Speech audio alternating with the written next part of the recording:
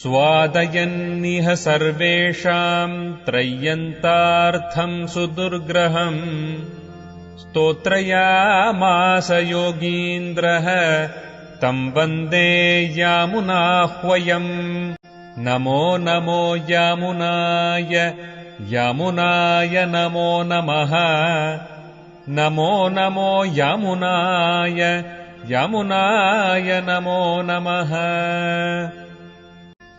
यत्पदाम्भोरुहध्यान विध्वस्ताशेषकल्मषः वस्तुतामुपयातोऽहम् यामुनेयम् नमामि तम् स्वधर्मज्ञानवैराग्य साध्यभक्त्येकगोचरः नारायणः परम् ब्रह्म गीताशास्त्रे समीरितः श्रीमान् वेङ्कटनाथार्यः कवितार्किककेसरी वेदान्ताचार्यवर्यो मे सन्निधत्ताम् सदा हृदि. The 10th verse of the Gitartha Sangraha of Sri Yamunacharya is now saying that in different chapters we have got different meanings, but only one of them is to be concentrated upon, and all others are not very so important. But we find that a list of 18 chapters, single content, here starting from 1, how Arjuna is fit to receive the advice. The one who has nirveda meaning sadness, grief, then he is fit for receiving advice called Tattvam. The principle, the advice on the principle is to be imparted to a person who is sad. Sad in the sense, he doesn't know the Brahman, the Almighty. The second is, second chapter is removing his ignorance. Third chapter is, Karma Yoga is very important. Fourth chapter is, there are divisions under the Karma Yoga.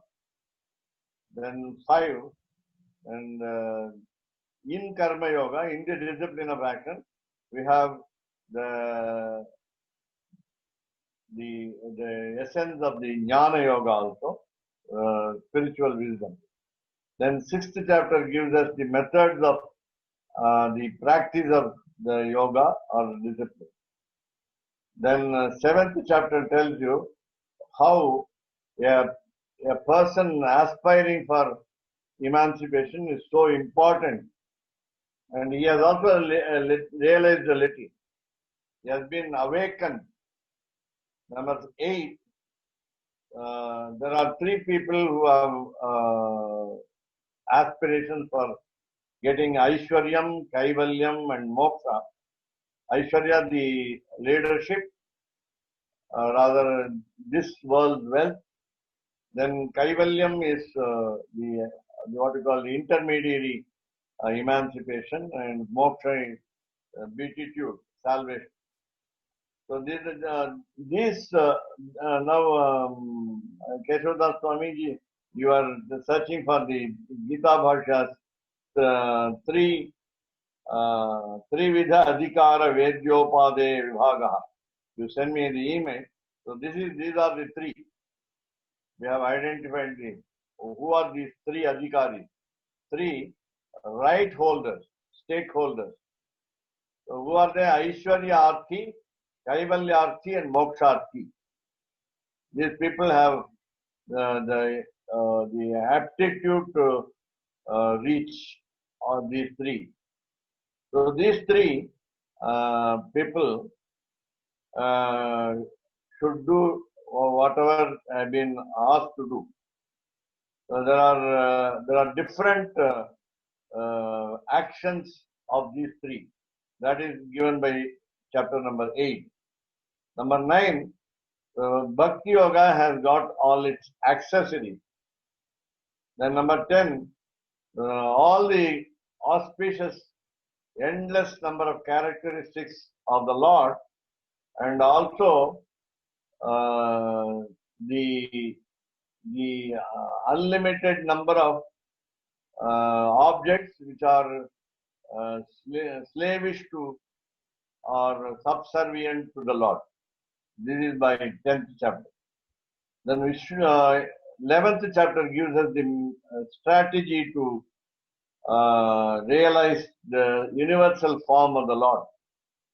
Then 12, the method to progress on Bhakti Yoga.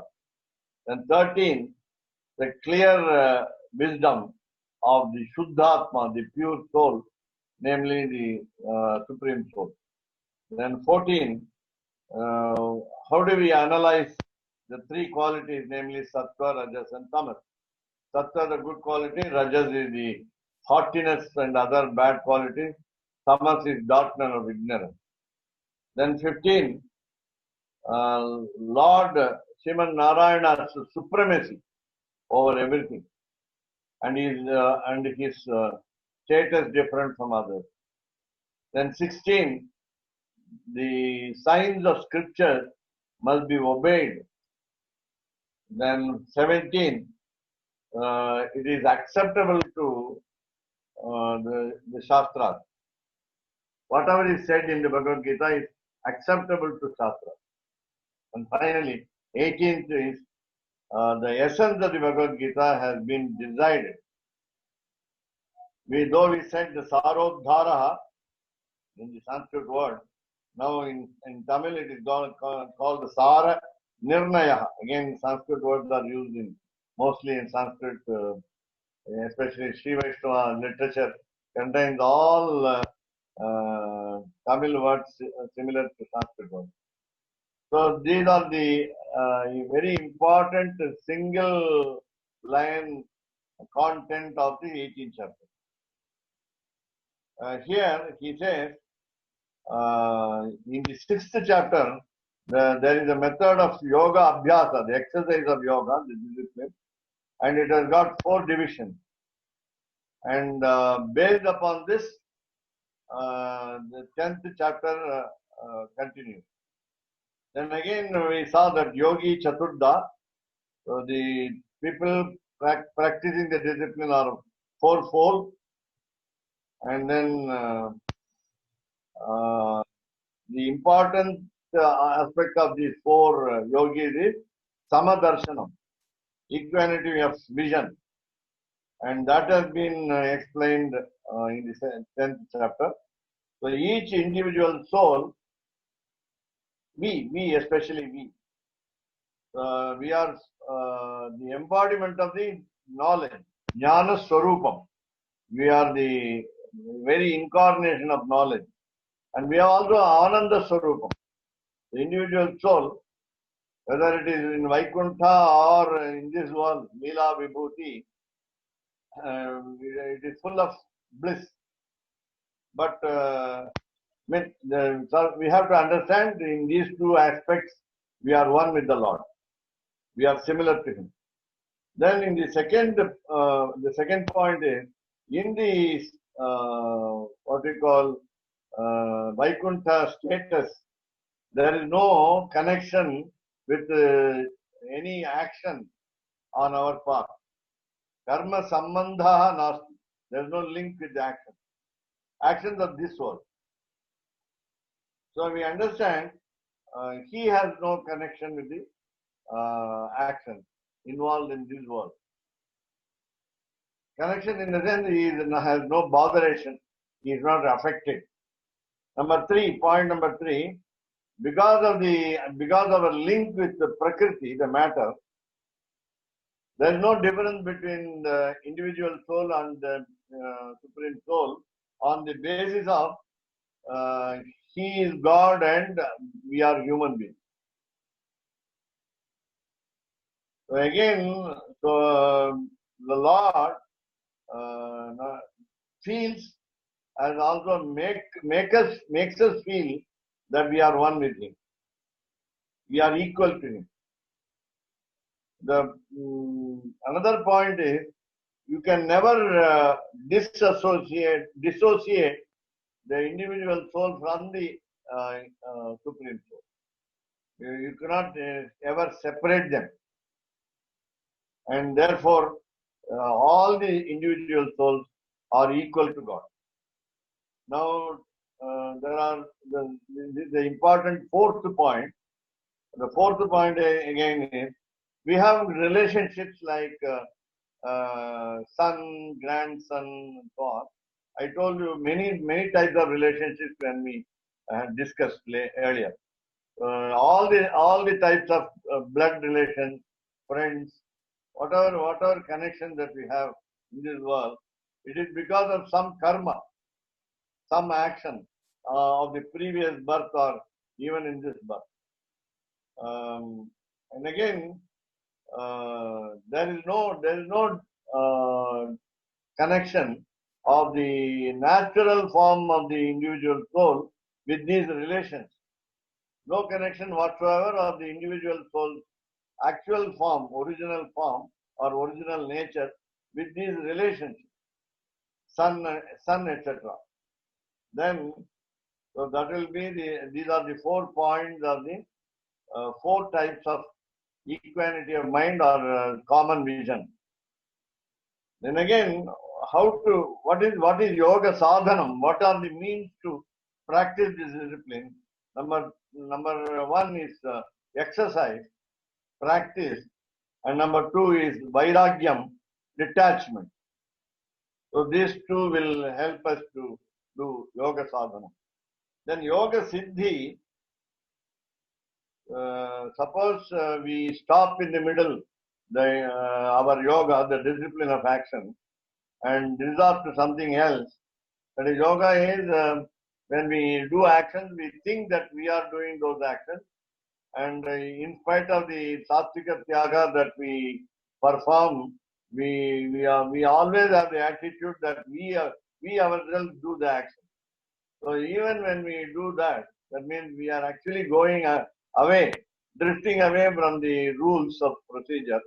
And therefore, even when we do that, there is no mistake. There is no mistake. Because, so after what we call doing the meritorious deeds, we are supposed to reach what we call a world of merit.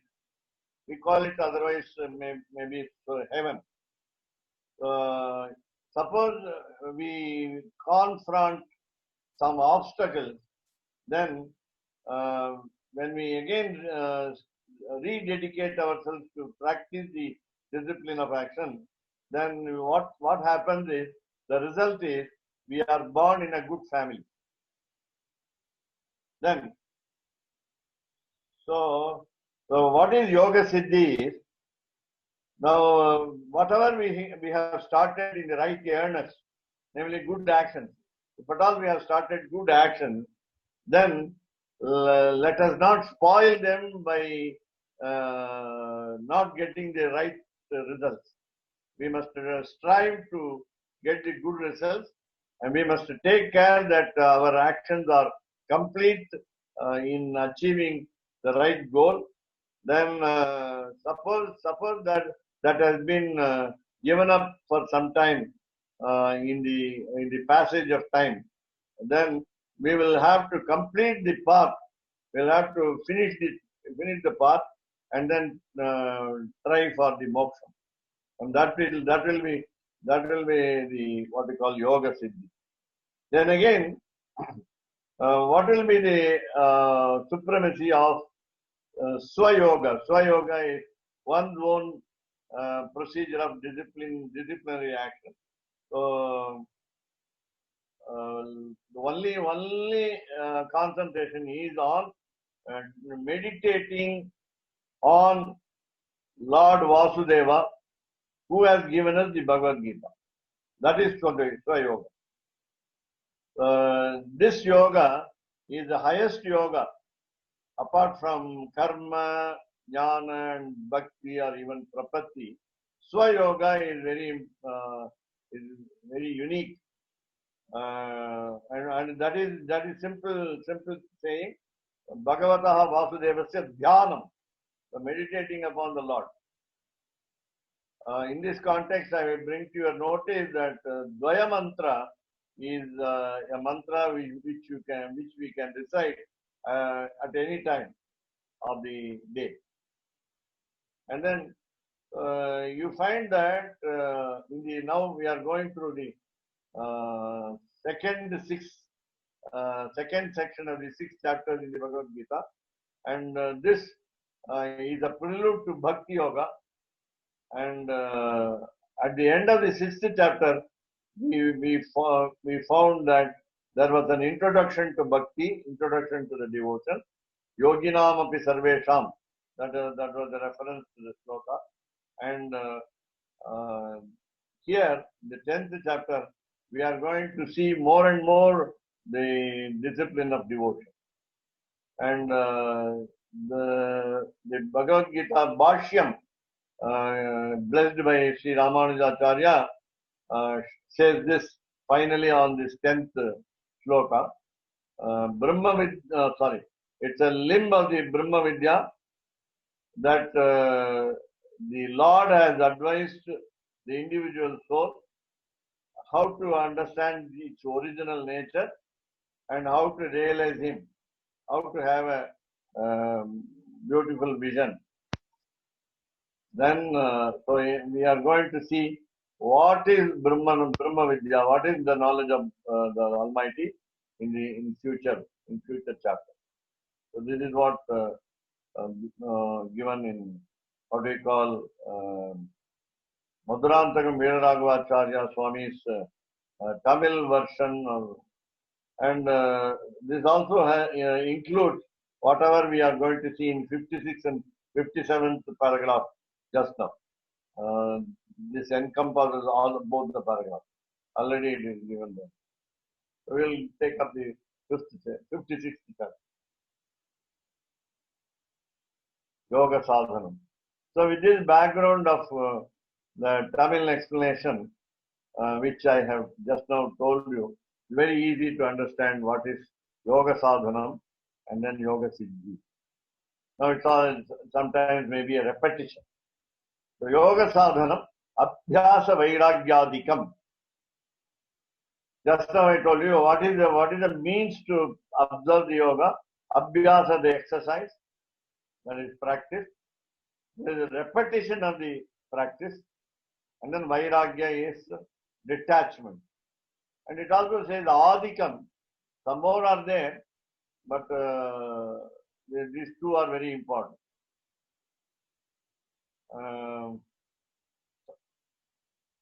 Bhagavad Gita says, Tadvidhi pranipatena pariprashnena sevaya. Keshavdas Swami was also happy to have this session with the question hours. Question hours. Unless there is a question, we cannot understand very clearly. So questions are important, and a student, a disciple, is supposed to wait for question hour.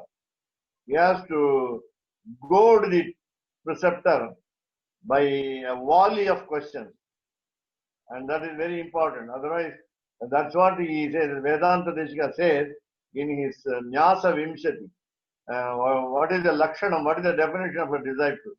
Prashna kala pratikshaha. Prashna, the question, kala time, pratiksha, waiting very eagerly for questioning the teacher. That is very important. Therefore, all these are there. A little later, I will tell you, at least or tomorrow, even now I can say, but we will see today the 56 and 57. Before we go to 11th verse of Gitartha Sangraha, we will have the definition of a teacher and definition of a disciple. There are 10 qualities expected of each of them. Otherwise, we can't call both of them as adhikaris. A person has a right to teach or has a right to receive instructions. So, Abhyasa Vairagyadikam. Then Yoga Siddhi, This is what we have been given a concession. So yoga bhrashtasyapi. So even when we have given up some yoga for some time, yoga bhrashtasyapi, we have dropped down some practice. Then pratyavaya viraha. So we are not bothered by any trouble. Pratyavaya is a trouble. So viraha is separation. So it will be a separation from trouble. That means we will not be affected by even if we have temporarily suspended our action, because Lord is interested in us. Lord has Lord more interest than we have in Him, and therefore this happens. Then punya lokadi avapti. So what happens is, because of our meritorious deeds, we are supposed to reach heaven, called punya loka. Punya loka, it doesn't mean actually Swarga. My contention, my view is, personal view is, we enjoy here this world, we suffer here in this world, all because both the heaven and hell are available with us immediately now, with us. If we are happy, we are in heaven. If we are sad, we are in hell. We can have both heaven and hell, serious heaven and serious hell also. Happy heaven and serious hell. So punya lokadi avaptihi. We are set to reach a world of good deeds. Then vichinna pratisandhana sandhanadi anurupa vishishta kulotpattihi. Now, though we are classified into what we call 4 varnas and 4 ashramas, it is also said while one becomes recluse, sannyasi, he is lucky. He is lucky. Having been permitted by the wife to become a sannyasi, to become a mendicant, the very entry into the last stage of the life is supposed to be what we call a fortunate incident. But here, vichinna pratisandhana. Now our concentration has been cut off. The link has been severed. Vichinna pratisandhana. Adi, when it happens, etc. Anurupa vishishta kulotpati. So even though we have given up our yoga, rather discipline of action in the previous birth, jnana in the previous birth, bhakti in the previous birth, and prapatti, even as a human being, even when we were born as human beings in previous birth, and if at all we have given up those disciplines, we have not continued them, then what we get as a good result is we are born in a good family according to our rather former actions. That is very important. Again, when the division of 4 castes, 4 divisions based on varna is there, in each varna we are the good people. We call the last one Satchudraha. A polite or a pious Shudra is called Satchudra. So also we have Sat Brahmana. So because we are good Brahmin or we have a bad Brahmin. Brahmins are also bad, Brahmins are also good. So in each varna we have got 2 divisions. So that is Anurupa Vishishta Kulotpati. Today the discussion, daily the discourse giver says that we are lucky to go through certain books which tell us about prapatti, total surrender. God has blessed us so much that we are born as human beings, we are born as the devotees of God, We are born as devotees of Lord Shivanarayana, and we are set to read. We are able to read the books, or we are able to hear people talking about God in terms of scriptures and so on, all other sciences. So Anurupa Vishishta Kulotpatti is birth in a good family. It's a special, extraordinary family. Then Abhikrama Nasha Abhavena, Abhikrama Nasha Abhavena, Kramat Shesha Puranena, Apavarga Avinabhavaha, Iti Evam Rupa. So Yoga Siddhi will be a positive, advantageous conclusion. And it is also said in Sri Vaishnava Sampradaya that moksha is assured at the end. No doubt all of us will go to moksha, irrespective of our previous history, good or bad. The final goal is moksha.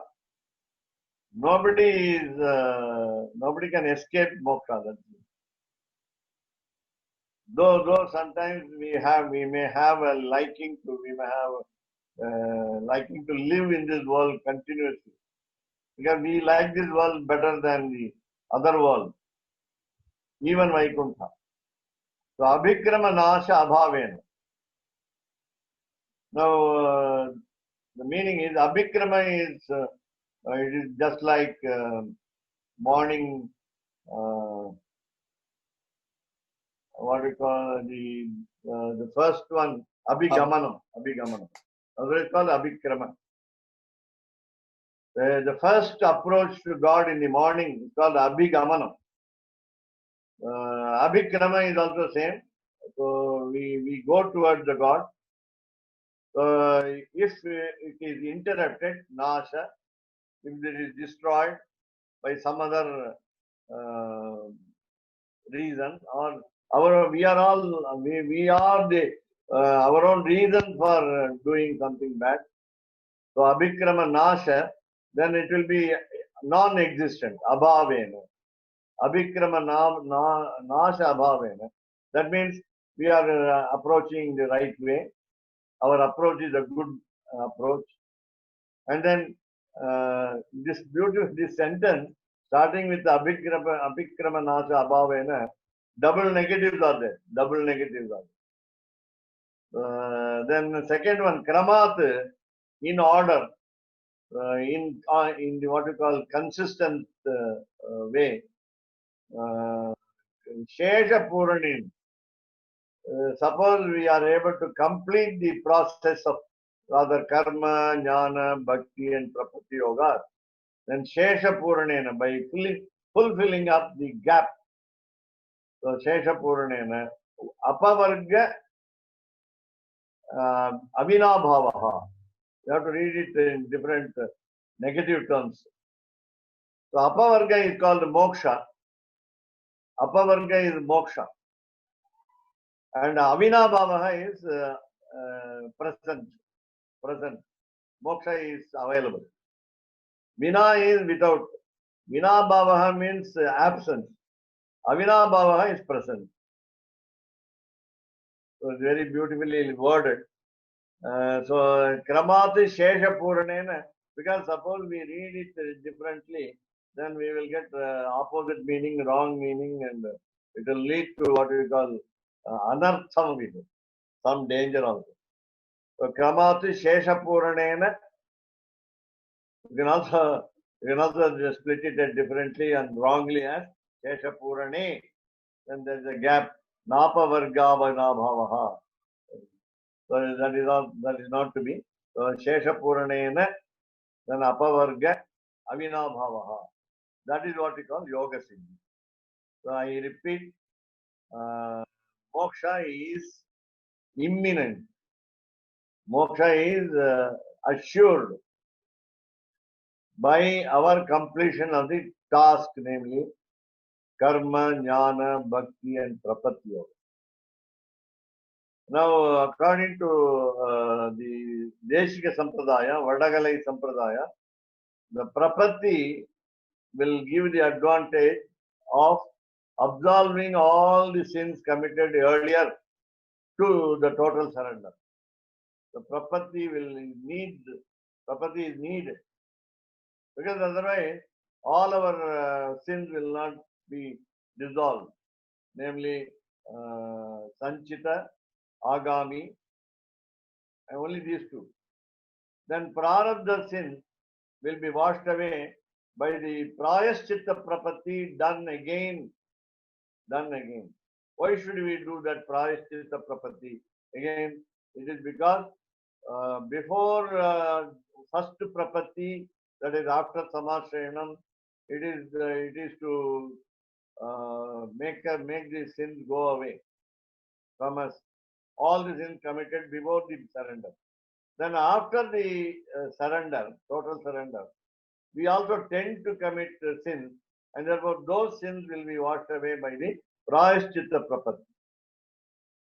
Then prayaschitta prapatti will assure what we call apavarga.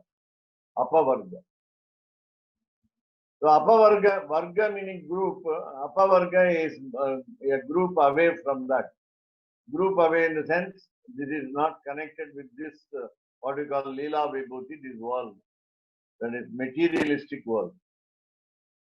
And it is said very beautifully, comparing Lord Shiva and Lord Sriman Narayana. Somebody wrote like this: Apavarga Pradata Harihi. That's a famous statement. Only Lord Vishnu can accord the moksha. Apavarga Pradata. He will be granting us the beatitude. Only Sriman Narayana, nobody else. And therefore, moksham ichet janardanaha, that is another synonymous expression. Moksham ichet janardanaha, Lord Narayana only, Sriman Narayana only can sanction the salvation. Now, coming to this comparison of Shiva, Shiva has got 5 aspects, called in Sanskrit pavarga. Varga means group. Pa means the letter pa. P-A. Pa. So pavarga has got pa, pa, ba, bha, ma. These 5 letters constitute what we call pavarga, a group of the first letter pa. As we say for all other consonants, first to say we take kavarga, starting with ka, kha, ga, gha, nga. Then chavarga, cha, cha, ja, ja, nya. Tavarga, ta, ta, da, da, na. Pavarga, ta, ta, da, da, na. Pavarga is papa, ba, bha, ma. So one found out very easily what are these letters connected with Lord Shiva. Pa is Parvati.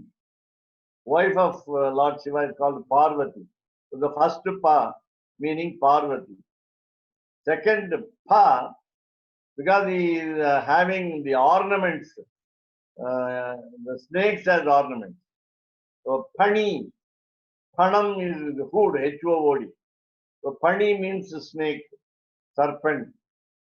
So he has got the second letter also with him. Pani, Pa, Pani. Called Mahaprana in Sanskrit as Yashoda Swami knows. So Pani. Then next one is Ba, B-A. He has got a digit moon on his head. Lord Shiva has got digit moon on the digital. Also the digital moon. Today we are all digital in nature.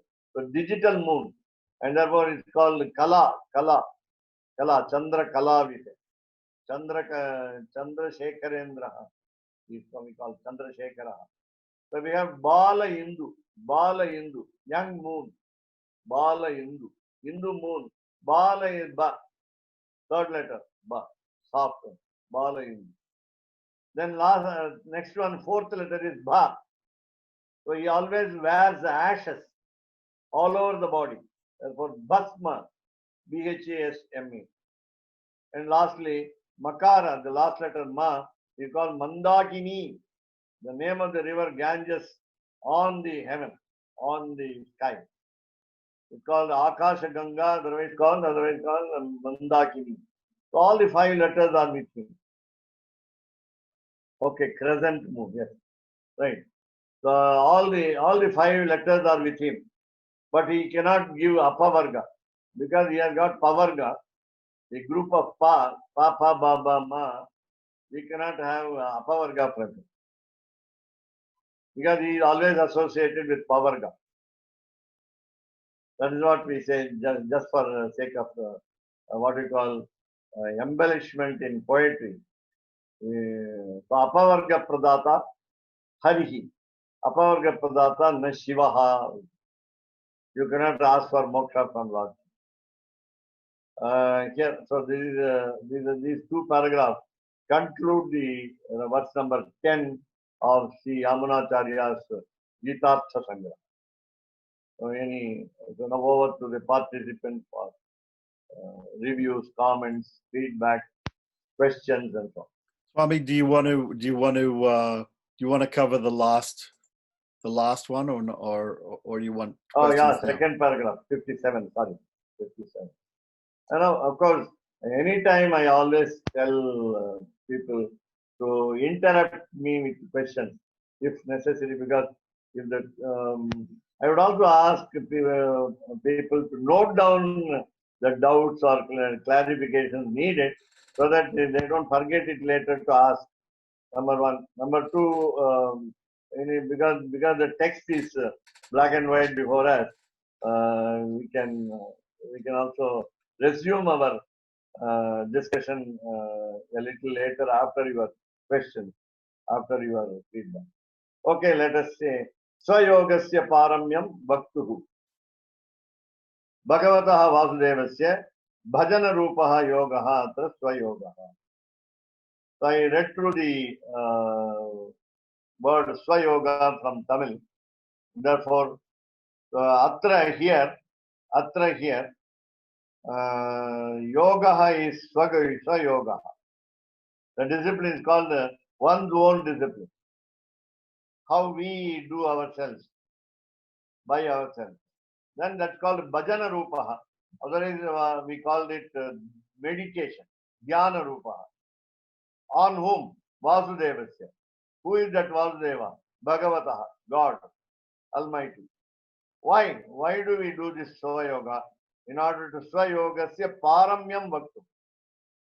In order to understand, we can also need not say Bhaktum to say, meaning that to understand or know the supremacy of the Lord. And it includes Swayoga. Swayoga is the right type and the best type of yoga beyond these 4: karma, jnana, bhakti, and prapatti. Why it is Swayoga? You decide yourself to practice a particular discipline, namely karma, jnana. Though they are all included in the Swayoga, the most important is whatever we do in the discipline of action, whatever we gain as knowledge in the Jnana Yoga, whatever we practice as devotion to the Lord, and whatever we do in the sense, total surrender, we remember Him. We remember Him. We never forget Him. People used to say to me, "Sir, I cannot forget you." A film actor from Andhra Pradesh. He's called Chakrapani. Yesterday, WhatsApped me. You can use the new term. So he WhatsApped me saying, "I'm acting in a new film. That new film has been released." My connection with him was it was God blessed connection.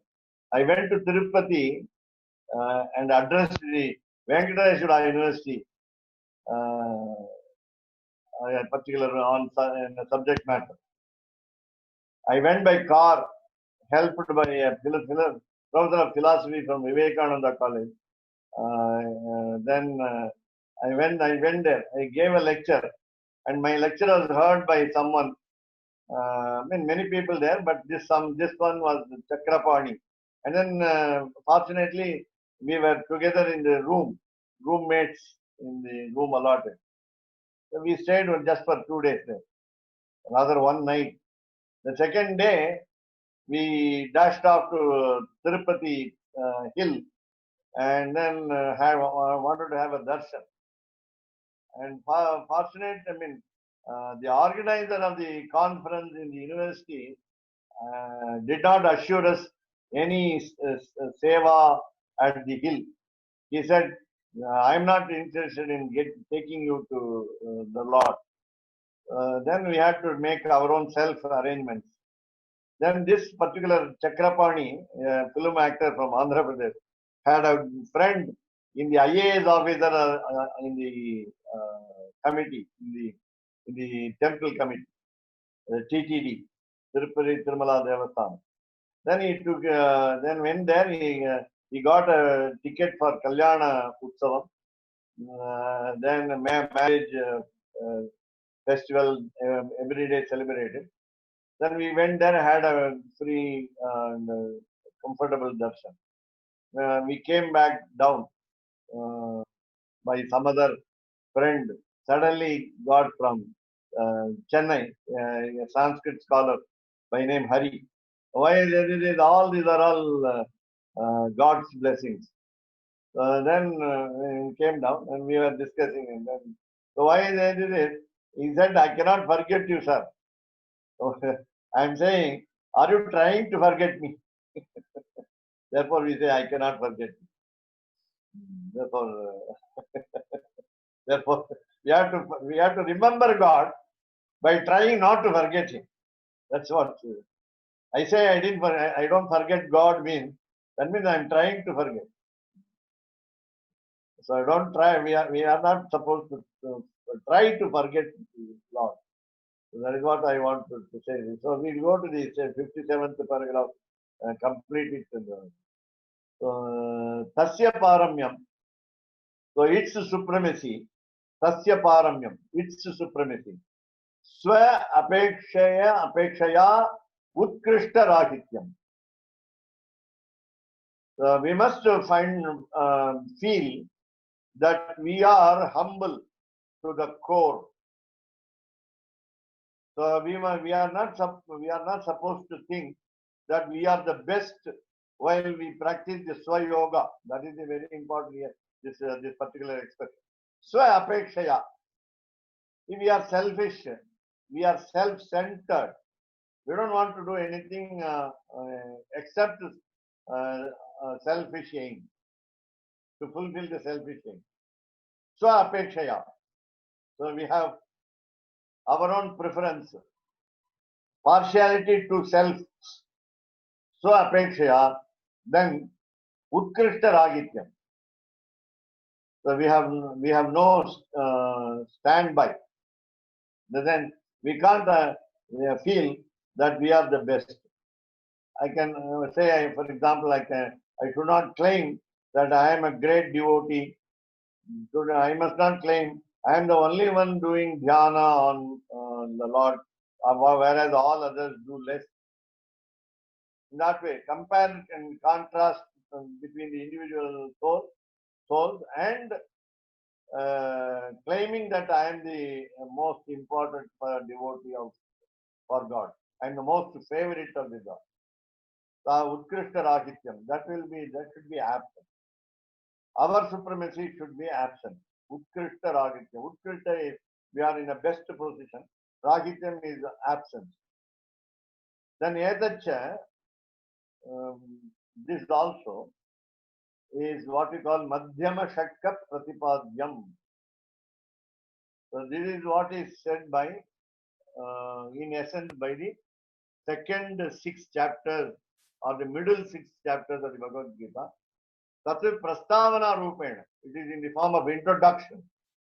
It's a prelude. Tat Prastavana Rupena. Prastavana is a word used in Sanskrit dramas as called prelude. And it's called the preamble. So Tat Prastavana Rupena. Yoginam api sarvesham. Bhagavad Gita 6th chapter 47th verse. I think we may have to look into this verse after the end of the paragraph. So iti prathama shakkantima shlokena darshitam. So this verse tells us that already the first six out of the first six chapters, last chapter of the first six, namely sixth chapter, shows that it's an introduction to Swayoga. It's an introduction to Swayoga. Tatahi, for example, Tatahi means for example. Tatra Bhashyam, there the commentary, Gita Bhashyam says, Tatra Evam, if it is so, if so, Paravidya Angabhuta, Prajapati Vakya Uditam, Pratyagatmanaha Darshanam Muktam, Atha Paravidya, just a second, Paravidyam Prastauti. The commentary says, Gita Bhashyam says, now the important point is the Pratyagatmanaha Darshanam. First, we must understand ourselves. Then only try to understand Lord. The Pratyagatmanaha Darshanam. First, have a self-introspection. Understand that you are little before, nothing before the Lord. There are a lot of differences between the individual soul and the Supreme Soul. The Supreme Soul is excellent in all respects, whereas we have got a lot of shortcomings.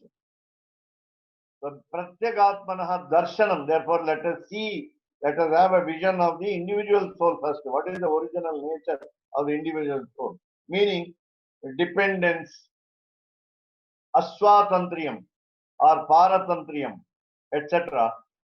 Though we are, because we already said we have been already instructed to understand that we are incarnation of bliss, the embodiment of bliss, what we call Ananda Rupam, and also Jnana Rupam.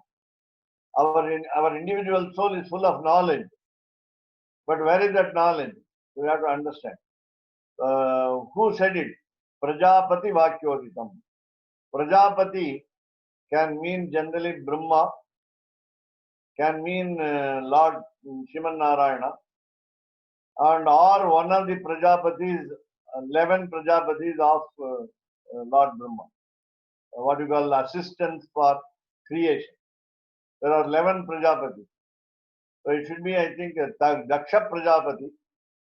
He must have said it as what is Paravidya and what is Angam of Paravidya, the limb of the supreme knowledge or the supreme wisdom. He has delineated. Prajapati has delineated. It is given in the Tamil version as Brahma. Brahma has delineated. So we must understand where Brahma said it in Upanishads or straight away in scriptures also, and all other shastras like Smriti, Purana, Dharma Shastra, some quotations from the Prajapati. So Paravidya Angabhuta Prajapati Vakya Uditam.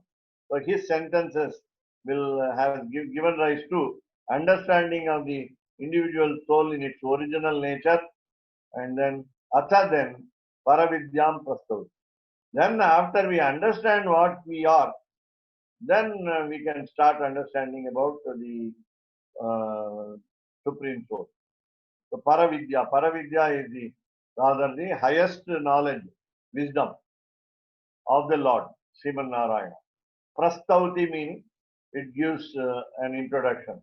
It starts with, it gives a push, it gives a kick start with the Paravidya. That is the, so let us have, if possible, Yoginam Sarvesham, 6th chapter. Yes, very good. So Yoginam Sarvesham, Madgatehe Antaratmana, Madgate Nantaratmana, Shraddhavan Bhajate Yomam, Same Yukta Tamo Mataha. Can anyone read Malini Madam, the English translation?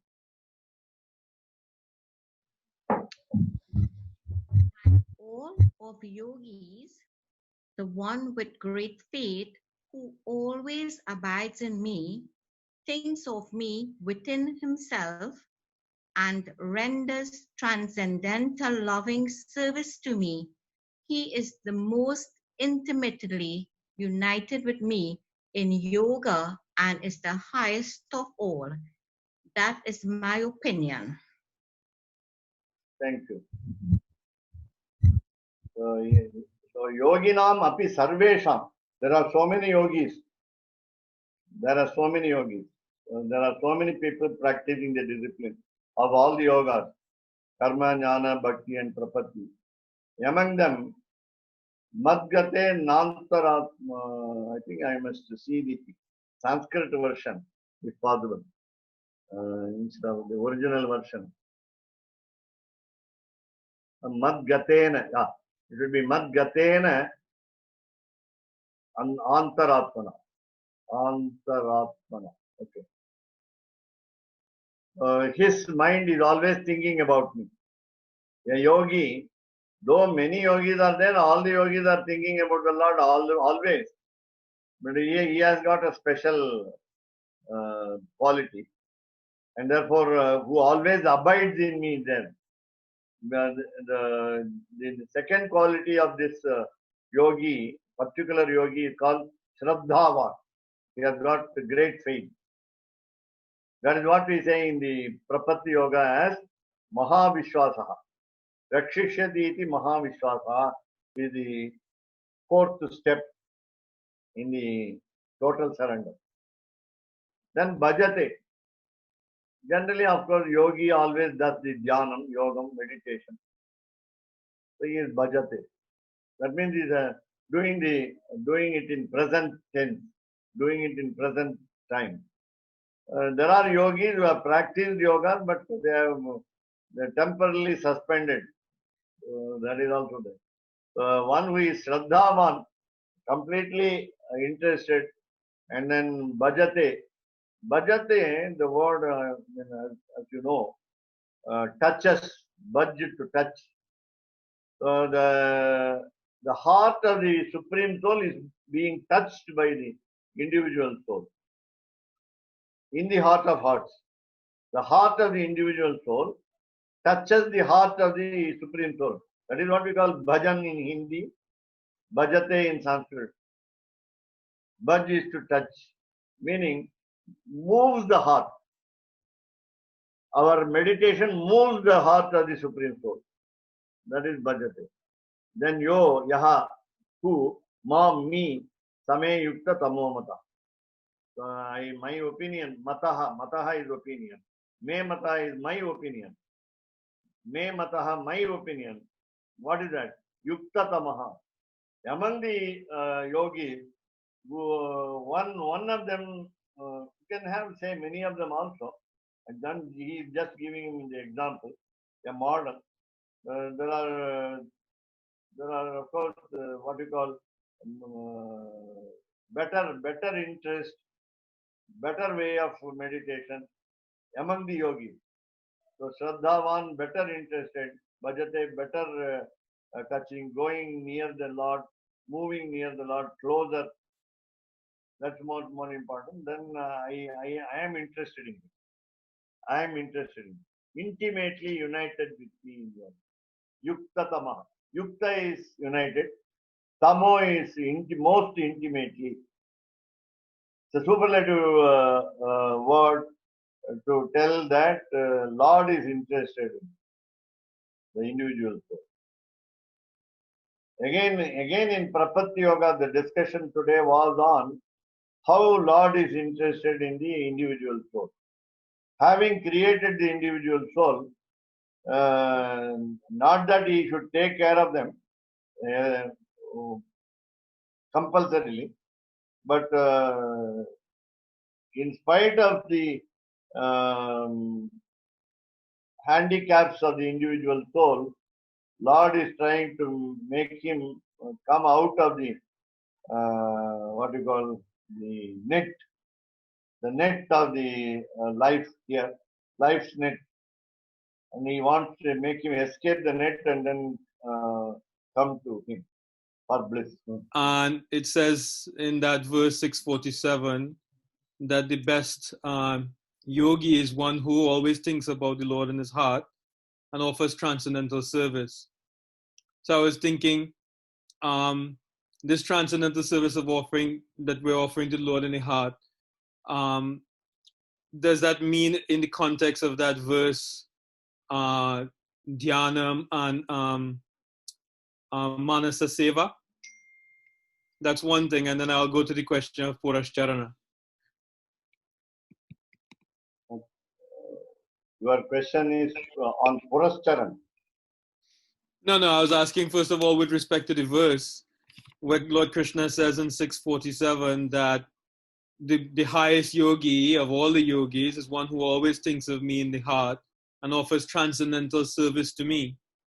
So I was just thinking, if we're thinking of the Paramatma in the heart and offering that transcendental service with meditating on the Lord in the heart and also offering manasa aradhanam in the heart. Is that the correct context? I think what he's saying, what he's asking is, according to this verse, the worship of God is done mentally, or is it, or does it mean that you are thinking of God, but you are doing worship externally, bahya worship? So here it seems to be saying that you think of God and you do bhajate, you do the worship inside, manasa yaga. And is that the highest yogi, one who does manasa yaga, as you say? Both are ever combined. Maybe we have fixed some timing for physical aradhanam to be performed in the morning, and in the temple we perform it in the evening also. I also have a question because at home, though we prepare a lot of dishes for the evening, we can offer it to God. There's no doubt that we offer them to God, but at the same time we are not able to perform the full fledged aradhanam in the evening. There we have manasika aradhanam. Even before generally morning physical aradhanam, we have first mental aradhanam, manasa jnanam, manasika aradhanam. Initially, you have to say all the what you call the asanani. We say mantrasanam, punarmantrasanam, snanasanam, taking bath, then dhupasanam, offering the incense, deepasanam, the light, then bhojasanam, the food, the karpura nirajanam, the camphor lighting, and lastly, after we say in Vaishnava Sampradaya, start to Murai, repeating the last few verses of the Tamil Divya Prabandham or what we call scriptures, whatever we say as prayers to the preceptors. Then we finish with the Paryankasana. So all this, the bed, going to the bed. All these are all done earlier fast by saying these words. Mantrasanam samarpayami, punarmantrasanam samarpayami, up to Paryankasanam samarpayami. Then we start again, restart that physically we are doing what is. Now, the whole 24 hours, I mean, you are talking about the 24 hours meditation, then that includes always manasika aradhanam, manasa seva, as you said. And Purascharan, because I am interested in this word Purascharan, because we have to be first in doing it. We go in front to do that. We take the lead, and we take the lead to do service. So we set ourselves as example to others. That will be what we call my understanding of Purascharan. Why I say this word is because you mentioned it. I connect connecting it with what we now explained. Well, there's two things that come out of what you just explained. Now, first of all, I'm glad that you mentioned about the Manasika Radhanam and you explained how you do the Manasika Radhanam, because in the home Manasa Radhanam that I have, the only thing that is given is a verse, two verses that we chant, Aradhayami Hridikeshavam Atma Gehe, like that we start. And it only describes basically bathing the Lord, offering flowers and decorations and food. So I always wondered, okay, this verse only mentions those upacharas. But are you saying that the correct thing is that when we even chant these two verses, that one should actually see all of these sadhasanams? You should meditate on all these sadhasanams? Or is it not that the verse only mentions those few items, that in that context, you should just meditate on those items that it's saying as the Manasa Radhanam? I'll give you one example. When we collect materials for worship, called upadanam, in the second action that we must perform, whenever I say pluck the leaves of basil leaves, the basil plant, I say this. Tulasi amrita janmasti sadaptam keshava priye keshavartham lunami tvam. I pluck you for the sake of worship of the Lord. Or not, I am not trying to eat it for my cough problem. That is more selfish. So, Keshavartham lunami tvam. And when I pluck you, I injure you. So, Varada Bhava Shobhane. Please don't curse me. You are so kind to the plant. So, we say, please bless me. Varada Bhava Shobhane. Don't punish me for plucking you, for what we call pinching you. The second is, we say, Mokshaike hetoho dharani prasute. Vishnos samastasya guruh priyete. Aradhanartham purushottamasya, only for the sake of aradhanam. Then lunami patram tulasi kshamasva. Please excuse me for plucking your leaves. That is, I am just what we call disrobing you of the leaves. The plant may not grow fast later. So I am very carefully doing it. I pluck the what we call the tender leaves and leave the hard leaves for growth. And whenever we do that, the mind always is engaged in manasika aradhana. This is only one example I am giving. So materials of worship should be collected and kept ready. And while we collect the materials also, we mean it for him. I tell my wife, prepare this dish. Today God wants it. Not God wants it, I want it. I like that particular dish. This is my favorite. Therefore, but for the sake of showing, put up a show for devotion, they prepare it for him. Prepare it for him. So again, of course, we must not be what we call betraying our cunningness by saying it. But since in sincere word, we can always think of whenever we. This is what I think you have heard about. I think Keshavdas Swami will support me in. Every time we have to. We start preparing food. I think Adakkalapattu is the name of the poem, which we have to remember, memorize, and say it according to very serious Vaishnava tradition. And then we have to put the vessels onto the oven add rice or whatever you want to prepare, whatever you start preparing.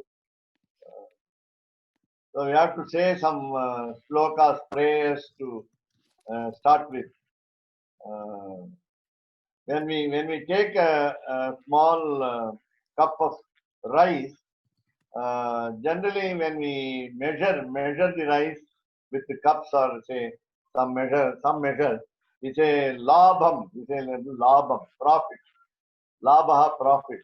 But whereas say when we say the name of the god first and then take it out of the bag, then put it in the oven. And when we say all these things involve the names of the Lord to be recited. So what I may say is now is it's a kind of manasika aradhana. Even before cooking it, we offer it to God. Meaning meant for Him. Meant for Him. Naivedyam, offering it later in the right form, cooked form is one thing. But before we start, it is again is almost akin to satvika tyaga. We are Right. not cooking. Right. So the ladies are saying some prabandhas and some prayers and things while they're cooking, and everybody is Yeah. saying some prayers while they're cooking, because the mentality is that we're cooking for God. Yeah. But I think his question was a little bit different. What he was trying to say was, for instance, I give you an example. In Smarta Puja, they do this Pancha Puja. Lam Prativyatmani, Panchayatanam. Gandham Samarpayami, Hamakashatmani, like this. They do Pancha Puja. So it's Panchopachara. Yeah. Whereas the Bahir Aradhanam, the external worship, is always Sorasopachara. Sodashupachara. So 16 worship articles. But the Manasika Aradhanam, is it only like the Smartas do, like Pancha Puja, Panchopachara? Or is it also, in Manasika Aradhanam, should we do full Sorasopachara? In Manasika Aradhanam, Sodashopachara can be done, that means should be done. Whereas only in temple we have Sodashopachara. We don't have Sodashopachara at home. Really? Unless we keep an umbrella, a mirror, a fan. So this will be included in Sodashopachara. Are we keeping a fan? We can debate that. We can debate whether a fan and a mirror is part of Shodashupachara, because we can list off the Shodashupacharas, and probably we won't get mirror or fan or umbrella. But in any case, I have a mirror and a fan and all these things in my house. Which, if you go to Kumbakonam and you go to any puja shop, they will sell you a full set of puja items, including the mirror, including the fan, including all these things, the umbrella. So they're doing it. Many people are doing it, but I don't want to argue whether you have to do it or not in the house. What his question was whether when we do Manasika Radhanam, before we do Bahya Radhanam, when we do the internal before we do the external, do we do a quick puja, Panchopachara, or we do the same puja that we're going to do externally, but in the mind, while chanting those. You have to do the Shodashopachara also, then elaborately in the vision, mental vision. Okay, so you're saying the Sodasupachara is not done externally in the house, but then is it done in the mind? Yeah. Okay, so in the house, the Manasika Radhanam is more elaborate than the external. Yeah. The mental one is more elaborate than the external. Definitely. We can offer gold lotus flowers in imagination. Okay. And I would like to know what is Panchopachara according to you. Panchopachara is a if you I don't know if you don't know about Smarta Prayogas, but in the Smarta Prayogas, before and after japas, before and after aradhanas or pujas, the Smartas, they do a thing where they touch the fingers and they say lam prativyatmane gandham samarpayami hamakashatmane dupamagrapayami, like this. And they mention 5 elements, the Panchabhutas, and they mention the 5 upacharas, Dupa, Deepa, Gandha, Pushpa, Dupa, Deepa, and Naivedya. And they mention these 5 elements and 5 things and associate with them. Very many times in Smarta Prayogas, they do it before, and they also do it later, afterwards, after the ritual. So this is it's a smarter thing. It's not a Vaishnava prayer. That involves, now as I understand, the Anganyasa also. That's separate. That is separate. Panchapuja is separate from Anganyasa, Mantranyasa. It's separate. When you say this Dupam Agrapayami, yeah. When you show your fingers and do that. Yeah, there are certain mudras that accompany it. That's what I said. But it's not Karanyasa. But it's mudra. not Karanyasa. It's not Karanyasa, but there are certain hand mudras that they do. Yeah. So mudra is also another upachara.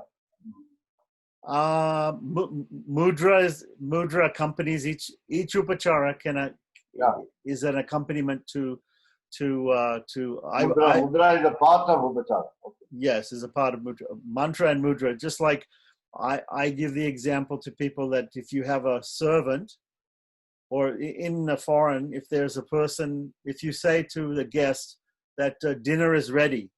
So sometimes when you say dinner is ready, you will ring a bell and you will say dinner is ready, and you will indicate with your hand, please come, dinner is ready. So some hand movements to indicate that dinner is ready, like this. So you say something, you maybe make a sound, maybe show the way. All part of offering the food to a guest. Yeah. But still, I find it a little bit strange that or the mantra that we use for Manasaradhanam in Bhagavataradhanam at home, it doesn't mention, the sadhasanams, it doesn't mention, Shuddhashopachara.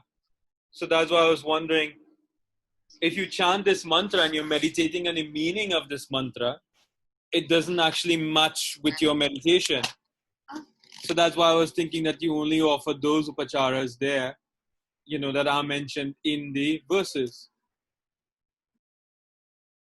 Now, while you say what is Manasika Aradhana, Manasa Aradhana, Manasa Seva, the concentration by saying the mantras should be on God, that's all, nothing else.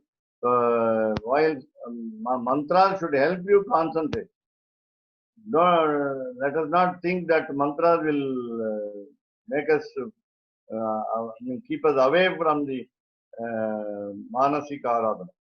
The mantras also should involve us in doing the Manasika Aradhana. And when you say the mantras, understand the meaning and make a meditation on the God. Okay, so that's what I'm saying. So the mantra itself only mentions, Panchopachara.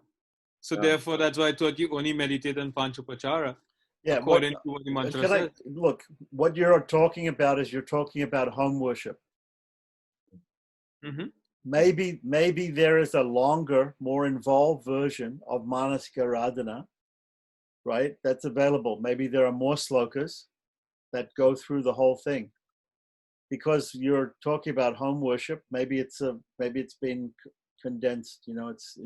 It's understood that that you get the gist of what is going on. Just like any dhyana mantra, there's a dhyana mantra which describes that Rama is here, Sita is here, Lakshmana is here, Bharata is here, Satrughna is here. One of them is holding an umbrella, one of them holding a fan, one of them holding a bow. Okay, so it doesn't describe in full detail all these personalities. You have to fill it in your imagination that he is wearing. Sometimes it says God is wearing a yellow dhoti, he's wearing a gold dhoti, pitambaram. Sometimes it doesn't say. you have to fill what is not said. You have to fill in with your mind. That is the whole purpose of manasika radhana. No, so not everything is going to be said in every shloka, but there may be some more elaborate slokas that will guide us to a guided meditation. So what you're talking about is a fully guided meditation of all Sodas Upacharas. But that may not be there in home worship. Well, that's agreed. So therefore, if that's what is there in the home worship, then that's what we meditate on. That's what I'm saying. Or is it that, okay, we chant that mantra, but yet we still meditate on the sadhasanam, and we meditate on all the upacharas, even though the verse doesn't say that.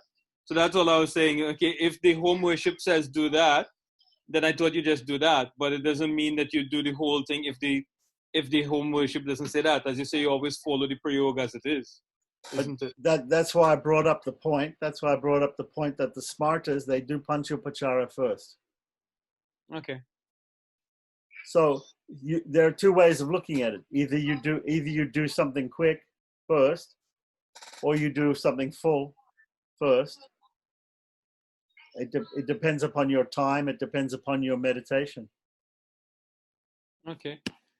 And then, well, the next question that we had was on the Purascharana, which is a method that is mentioned in Hari Bhakti Vilas, and I'm sure is mentioned in other places, that the mantras which is given by the Acharya, in order for those mantras to actually give the full fruit of it, that you have to go through the method of purifying the mantra or getting the siddhi of the mantra, which is called Purascharana, which means you have to chant it a certain amount of times, etc., do tarpanas, feed Brahmins, do homa. Do you, in Sri Vaishnava Sampradaya, do we do this with the mantras given, the Tiru mantra, etc., Dvaya mantra? Do you know of this, and is it recommended, or is it necessary that we do this? In the process of? In the process of Purascharana. Well, like what he's saying is, in general mantra shastra, it will be described that you take diksha in a mantra, and the guru instructs you, if you want to get siddha of that mantra, siddhi of that mantra, then you should do Purascharana or Purascharya. It means that you have to do so many japas, 1 lakh per akshara of japas, 100,000 times per syllable. And then you have to also, then 1/10 of that you should be doing homas with the mantra. You should be doing tarpanas. You should feed Brahmins of 1/10 of the tarpanas. So there's a system, a normal system for getting the siddhi of a mantra. Does that apply to the mantras that people take in Samashrayanam in Sri Vaishnavism? Should people be doing that Purascharana? Even the guru doesn't tell you, but should you be doing that? Should you be trying to get siddhi in that mantra?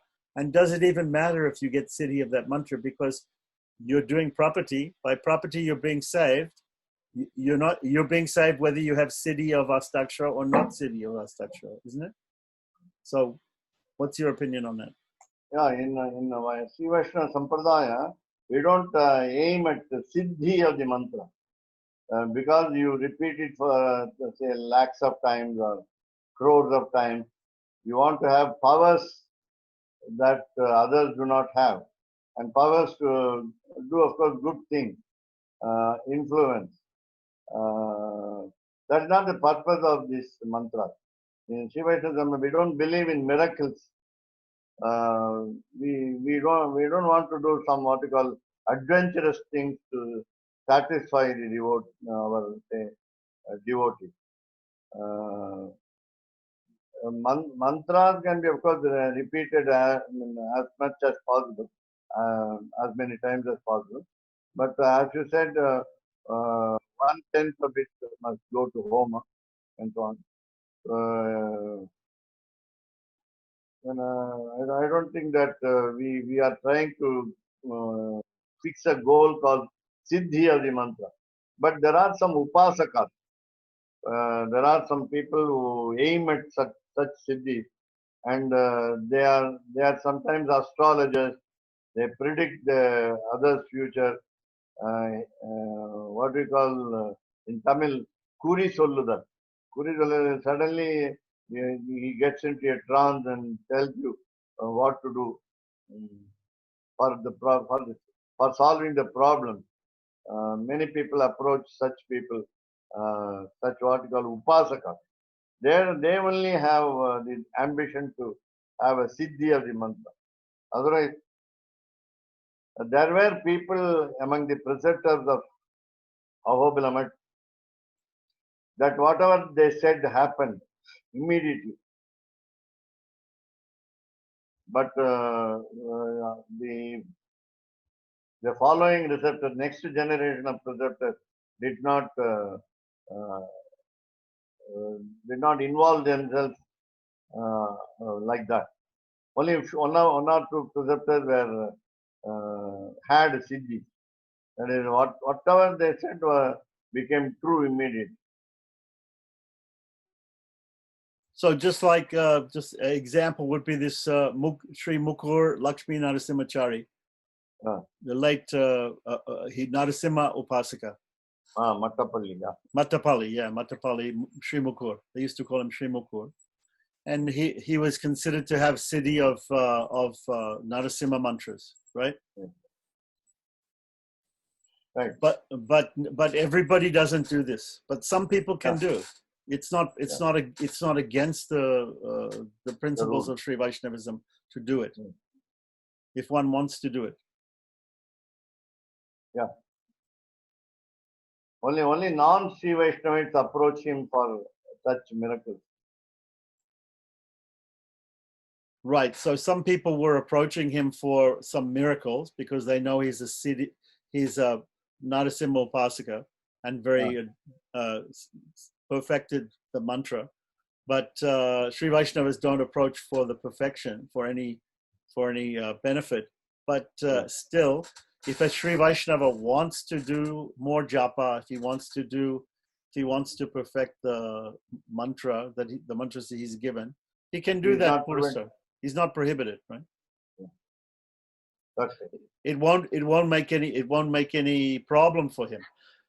Some people are saying that oh, you cannot chant any Veda mantras.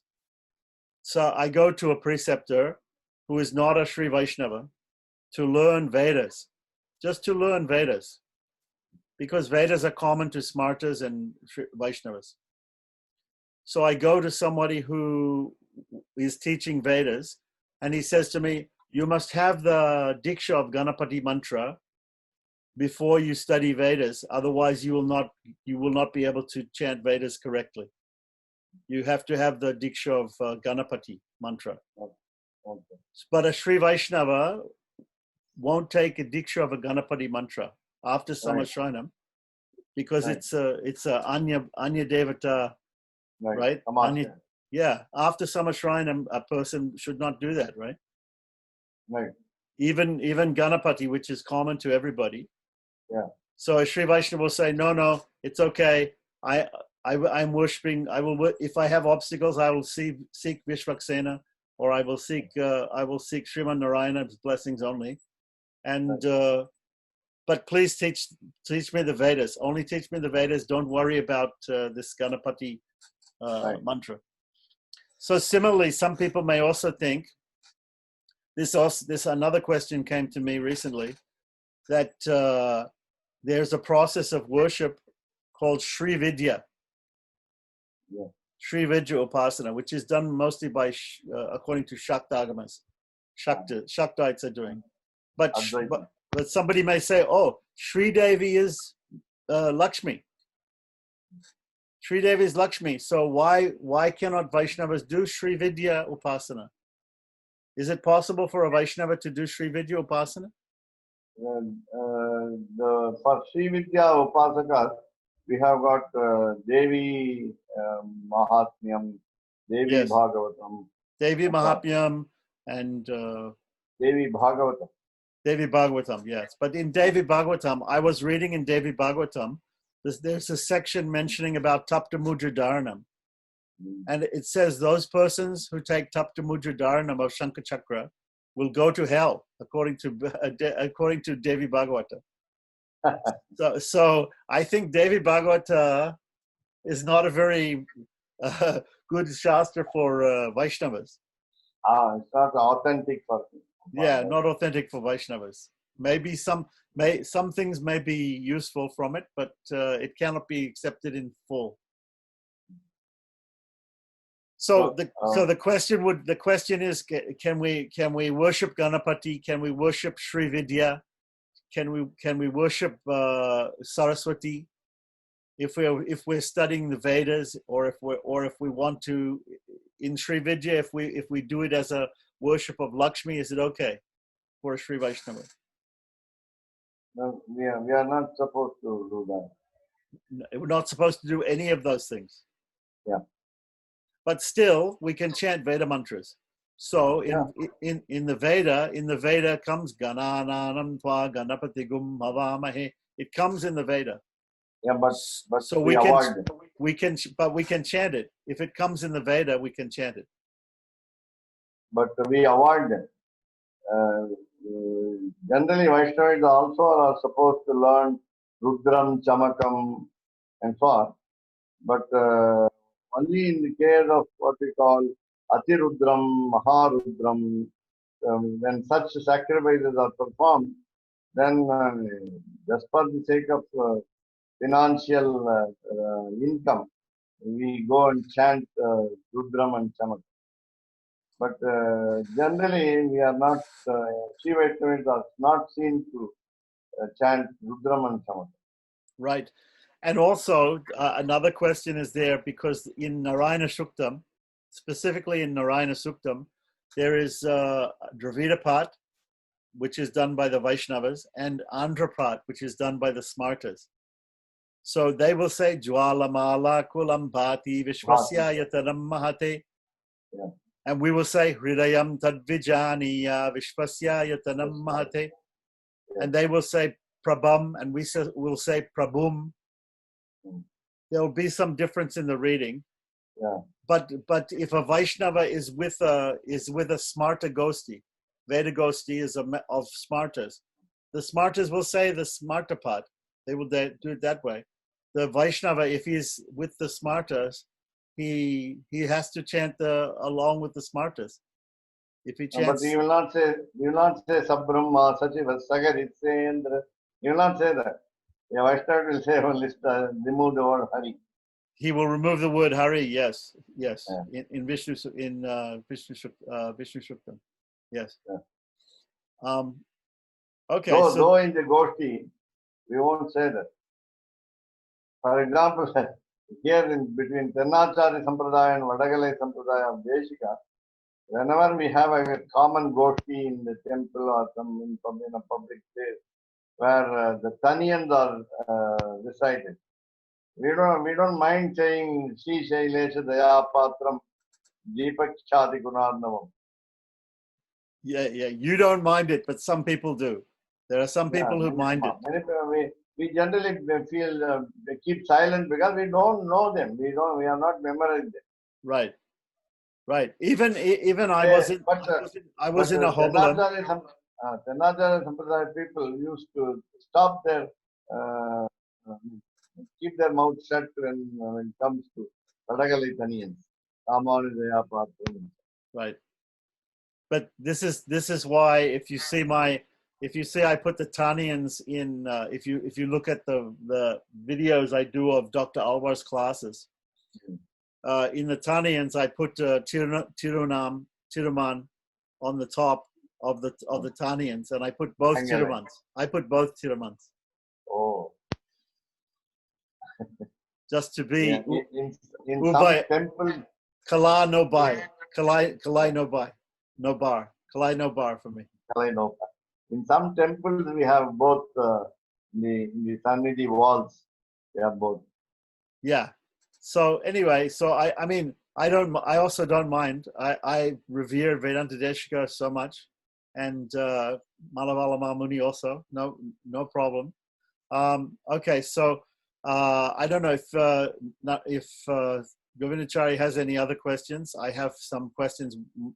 Maybe some of them are more towards the. I just have a couple of questions about the one question or two questions about the actual class today. Okay, the first one is you gave this definition of Shiva. Shiva is connected with Pavarga. Yeah. And where do we find this definition? In what Shastra will it describe? It is in Subhashitam. In Subhashitam, okay. Because there is I heard another explanation about Papa, Baba. I heard another explanation about this.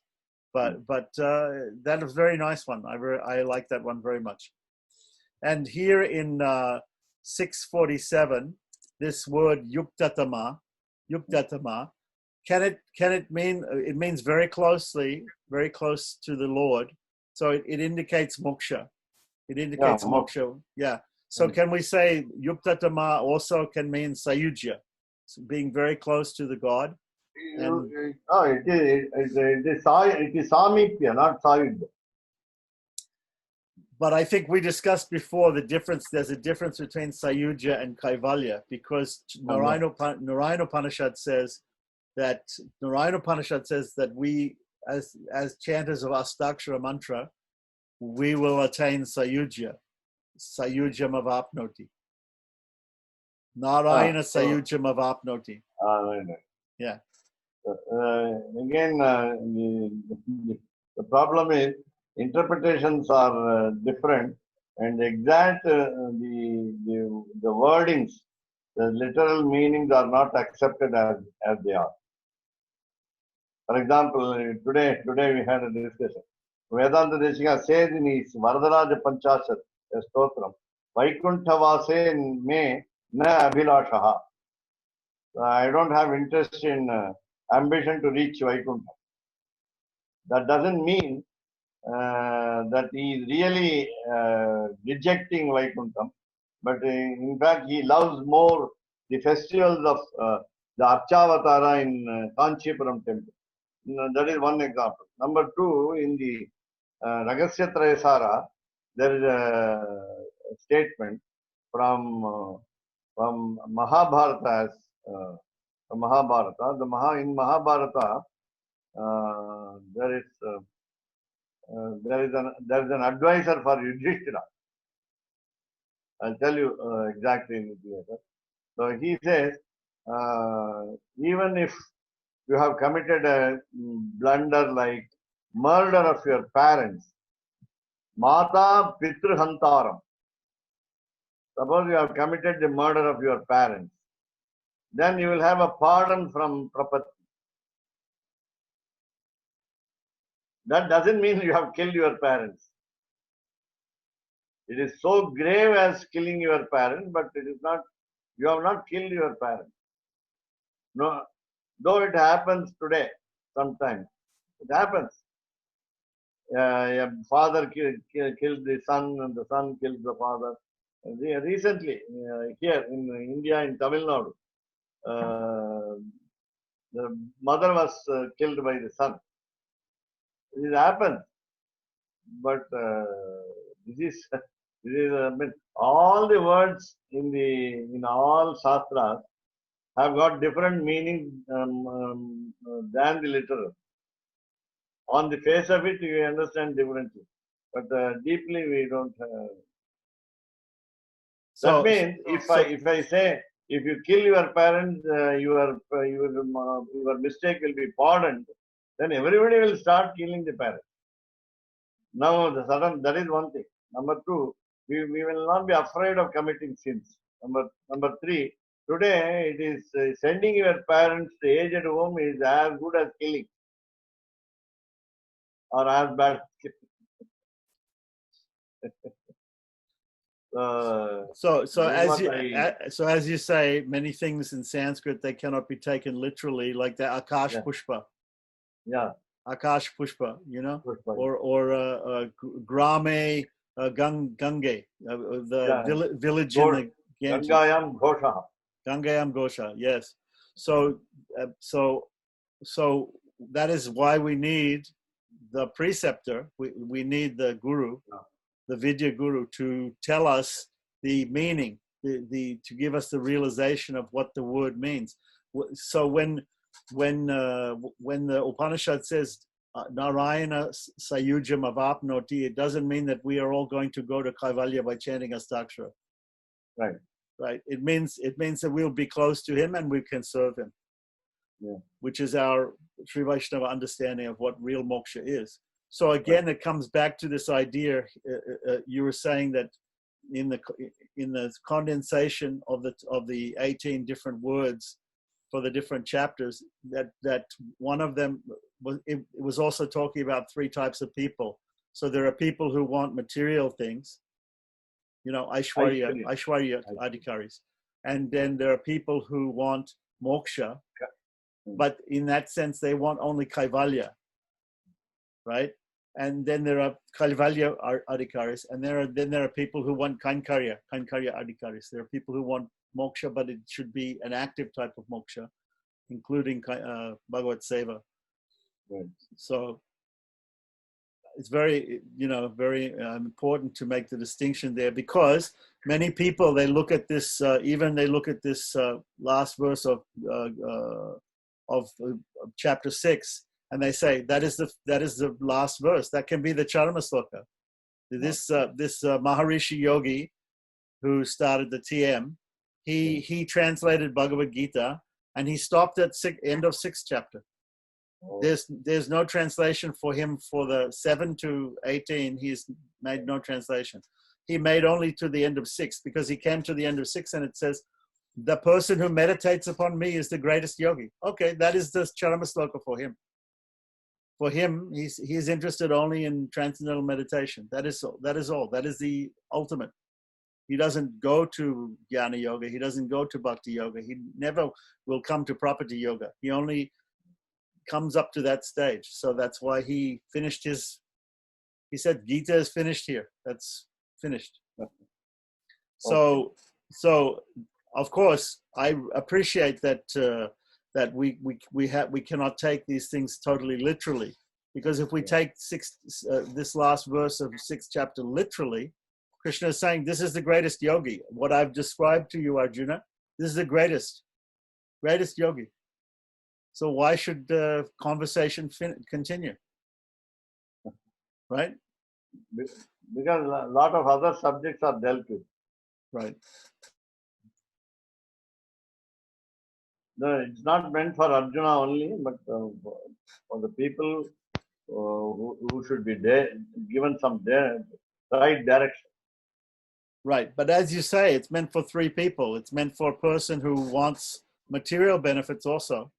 It's meant for people who want, Kaivalya. And it's meant for people who are devoted and they actually want a proper type of moksha that includes Bhagavad Kainkarya and Bhagavad Seva, or worship of God. So it's meant for all these people. You are understanding perfectly in what we call moksha. You call moksha as Kainkarya is very good. Right interpretation.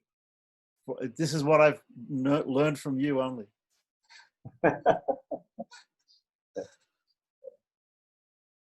Okay. So, Swami. You can Aishwarya, all words in Ya. Aishwarya, Kainkarya, and Kaivalya. I'm happy that my contention is because I have a need to study this through you. Again, this becomes a necessity, dire necessity, that I need that knowledge. And the knowledge is necessary for me by discussing with you.